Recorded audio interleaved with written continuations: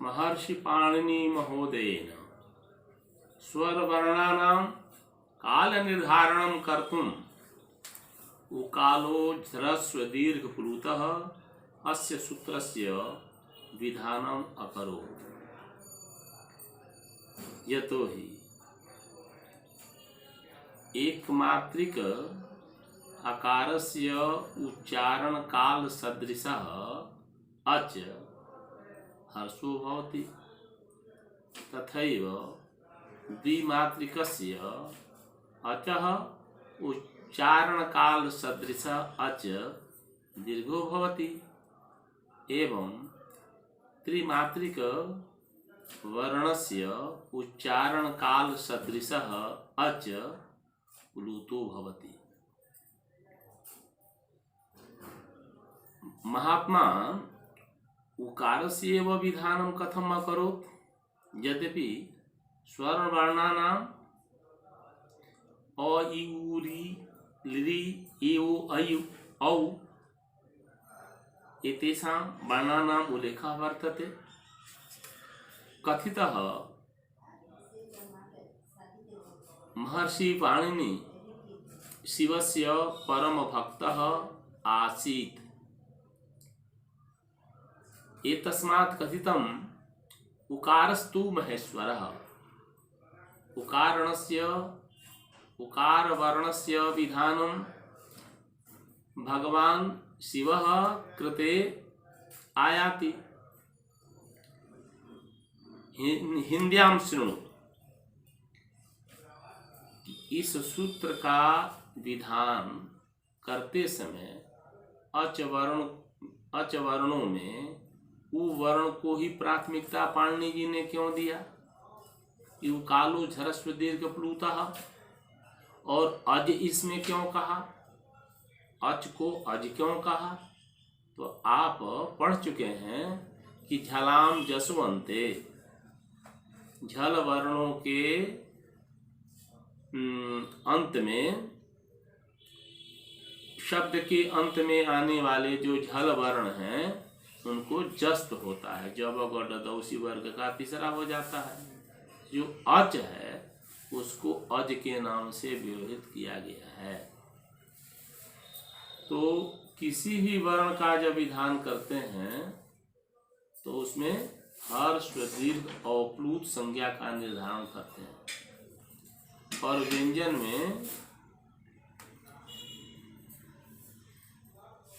में हल का विधान आता है। तो कहा एक मात्रिक क्या है, द्विमात्रिक क्या है और त्रिमात्रिक क्या है।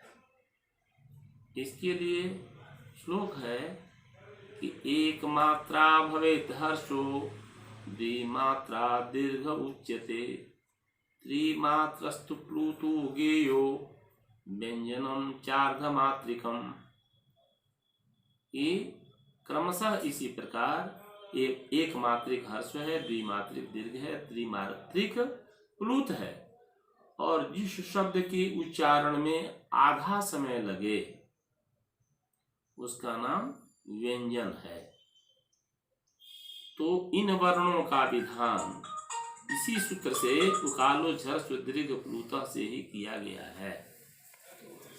इसके लिए वृत्ति में लिखते हैं उश्च ऊश्च ऊश्च, यानी एक मात्रिक ऊ, द्विमात्रिक ऊ, त्रिमात्रिक ऊ। एक क्रमशः ह्रस्व दीर्घ और प्लुत संज्ञक होते हैं। इसको अब कहे कि ये ह्रस्व दीर्घ और प्लुत, यह पुनः तीन प्रकार के होते हैं। तो कहा कि ये तीन क्या हैं? तो उदात्त, अनुदात्त और स्वरित। यद्यपि प्रत्येक वर्णों का उच्चारण मुख के अवयव भागों से होता है, लेकिन कुछ ऐसे वर्ण हैं जिनका काल और समय निर्धारित है, ये कितना में और कैसे करना है। जैसे मुख में एक निर्धारित भाग है जिसके ऊपरी भाग से उच्चारण करते हैं तो उदात होता है। इसके लिए इन्होंने सूत्र कहा कि उच्चैरुदातः, यानी उच्चै ही उदातः। उच्चै नीचे ही ये सब अव्यय शब्द है। तो उच्चै ही ऊपरी भाग से, उदातः उदात है, यानी तालवादिषु सभागेषु स्थानेषु ऊर्ध्वभागे निष्पन्नः अच उदात संज्ञः स्यात्। तालवादी सभाग के ऊपरी भाग से जिस अच का उच्चारण होता है वह उदात है।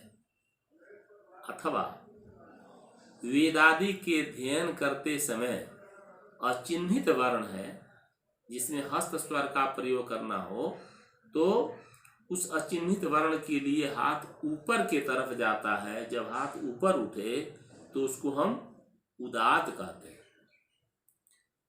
तो कहा कि इसमें मुख से उच्चारण होने वाला वर्ण, इसको उदात कहा। और उसमें कह रहे हैं कि हाथ उठाने का विधान तो है। वेद में कहा गया है कि यथा वाणी तथा पाणी, जैसे हमारी वाणी निकलती है वैसे हमारा पाणी हस्त भी चलता है। तो जब उदात वर्ण का उच्चारण करते हैं तो हाथ ऊपर की तरफ चला जाता है। और उच्चारण करके देखें जिह्वा भी ऊपर की तरफ चली जाती है। इसलिए कहा उच्चैरुदातः। पुनः अब अनुदात के बारे में कह रहा है कि निश्चैहि अनुदातः, निश्चैरनुदातः। तालवादिषु सभागेषु स्थानेषु अधोभागे निष्पन्नो अच अनुदात संज्ञः स्यात्। तालवादी सभाग के निचले भाग से जिस अच का उच्चारण हो उसे हम अनुदात कहते हैं। अनुदात, देखिए अनुदात कहते समय जिह्वा भी सिकुड़ जाती है। यानी वेदाध्ययन के समय में जब हम अनुदात का उच्चारण करते हैं तो हाथ स्वभावतः नीचे चला जाता है। इसका नाम अनुदात है। अब तीसरा है समाहारः स्वरितः। समाहार, समाहार का अर्थ है मिलन, संगम। जैसे त्रिवेणी है तो दो नदियां हैं आपस में मिलती हैं तो मिलने वाले भाग को त्रिवेणी कहते हैं। तीन नदी नहीं मिली होती है, दो नदियां आती हैं और जिसमें मिलती हैं तो उसको त्रिवेणी कहते हैं। तो उदातानुदातत्वे वर्ण धर्मो समाह्रियते यस्मिन् सो अत् स्वरित संज्ञः स्यात्। उदात और अनुदात वर्ण जब आपस में आकर के मिल जाते हैं, समाहित हो जाते हैं, इनका संगम हो जाता है तो वहाँ पर स्वरित वर्ण होता है। और स्वरित में देखिए, स्वरित में ये समानता हो जाती है, मुख में विशेष ही नहीं होता। तो इसलिए स्वरित का उच्चारण करते समय हाथ बराबर पर आ जाता है, इसका नाम है स्वरित। तो एक वर्ण, कोई भी वर्ण अ, ई, उ इत्यादि जो वर्ण है इनमें से किसी भी वर्ण को लें तो एक वर्ण का उच्चारण किए, एक उदात हुआ, एक अनुदात हुआ, एक स्वरित हुआ। उसके पहले क्या हुआ था कि उसी का ह्रस्व, दीर्घ और प्लुत हुआ था। यानी एक वर्ण का ऊ का ही ले लें, एक ऊ का उच्चारण किए, हर्ष में किए तो उसका हर्ष का पुनः दीर्घ हो गया। दीर्घ में ज्यादा समय लगाए तो प्लूत हो गया। अब उसमें से एक अच को लें, यानी एक अ या उ को लें, तो फिर उसका उदात, अनुदात और स्वरित 3 भाग होगा। तो जब ह्रस्व का 3 हुआ तो दीर्घ का भी उदात, अनुदात और स्वरित 3 होगा। इसी प्रकार से प्लुत का भी उदात, अनुदात और स्वरित 3 होगा। तो 3 तिरिके 9 हो गया। तो एक वर्ण 9 प्रकार का हो गया। यानी अ, ई, उ, ये जो वर्ण है ये ह्रस्व में आते हैं प्रत्याहार, इसलिए इनको अ, ई, उ को 9 संज्ञाओं में हम व्यवहित करते हैं। तो ये जब 9 हो गया तब आगे कहते हैं मुखनासिका वचनोनुनासिका, यानी मुख नासिका सहित। वर्णों का उच्चारण तो मुख से होता है, लेकिन कहा कि मुख के साथ जब नासिका की सहायता लेते हैं तो वह वर्ण अनुनासिक हो जाता है, जिसको सानुनासिक भी कहते हैं। नासिका की जब सहायता ली जाएगी तो वह अनुनासिक हो जाएगा। एक अननुनासिक या निरनुनासिक, बिना अनुनासिक। तो ये 9 बनाए हैं, ये तो निरनुनासिक है ना। अब अनुनासिक का प्रयोग करेंगे। नासिका से यदि इनका उच्चारण उसी क्रम से हम करते गए, ह्रस्व उदात अनुनासिक, ह्रस्व अनुदात अनुनासिक, प्लुत उदात अनुनासिक, दीर्घ उदात अनुनासिक, दीर्घ अनुदात अनुनासिक, प्लुत अनुदात अनुनासिक। तो इस प्रकार से जब ये करेंगे तो यह जो 9 है वह अनुनासिक और अननुनासिक के भेद से 18 प्रकार का हो जाएगा। तो कहे कि सब स्वर, कहा कि नहीं, केवल जो ह्रस्व वर्ण है, अक है, अ, ई, उ, री, री, ये अक प्रत्याहार में आते हैं। तो अक प्रत्याहार के वर्ण ह्रस्व में आते हैं। ये ह्रस्व के 18 भेद हो जाएंगे। अब आया कि दीर्घ का, तो कहा कि जब दीर्घ है तो दीर्घ वर्ण में ह्रस्व का अभाव हो जाता है। तो ह्रस्व का जब अभाव हो जाएगा तो एक का, ह्रस्व का 6 था, दीर्घ का 6 था और 6 प्लुत का था। तो दीर्घ में ह्रस्व का अभाव हो जाएगा, तब कितना बचेगा? 12।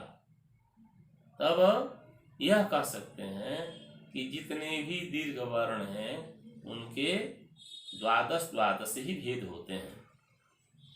अब ऐसे ही प्लुत का आया,